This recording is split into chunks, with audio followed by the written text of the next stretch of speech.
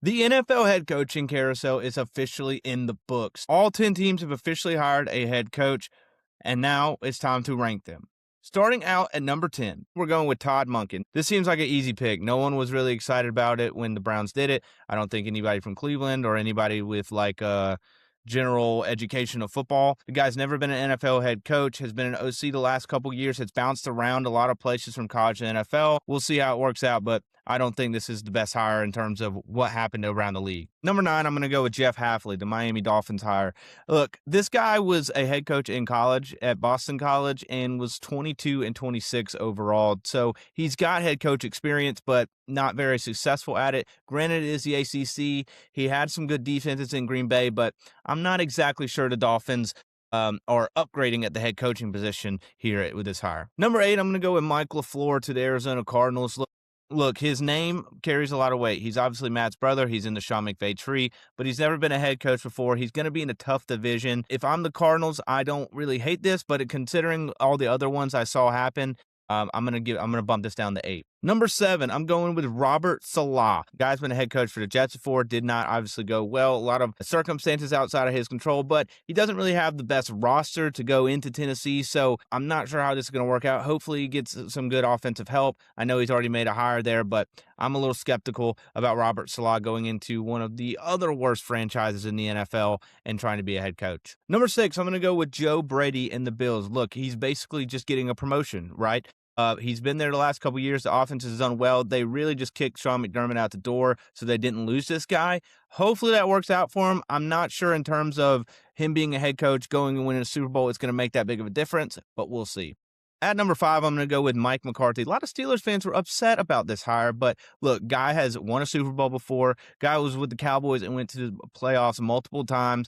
Kind of the expectations there are a little too much for him sometimes, but I think if the Steelers want to get back to playing good offensive football, which they haven't done in a long time, I don't know if Aaron Rodgers is coming back or not, but I still love this hire for the Steelers in terms of what they can get out of him.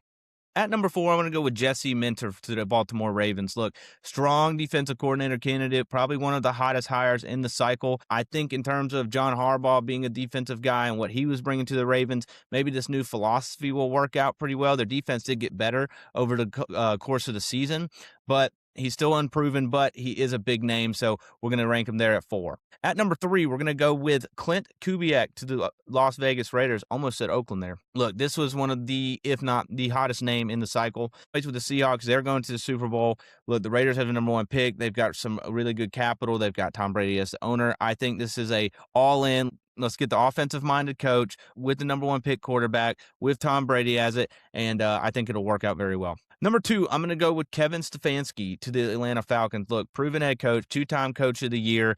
It's really all you need to say. Look, I understand that the latter part of his career with the Browns has not gone well. A lot of, off the field stuff, a lot of that gets talked about. But look, if you can win the coach of the year twice in Cleveland, in Cleveland, I think you're good enough with Atlanta with the pieces they've got with Bijan, Drake London. If Kyle Pitts comes back, if Michael Penix is able to resurrect that knee, I think the Falcons got a great hire. The defense is already set up as they kept Jeff Ulbrich as well as a defensive coordinator.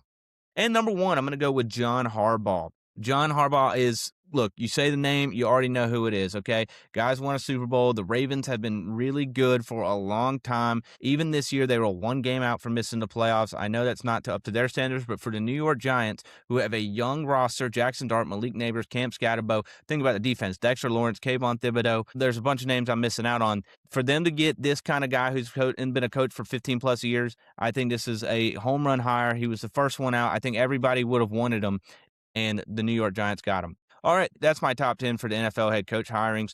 What do you think? What's your top 10? What am I missing? Where am I wrong? Tell me. I mean, do I know ball? Let me know.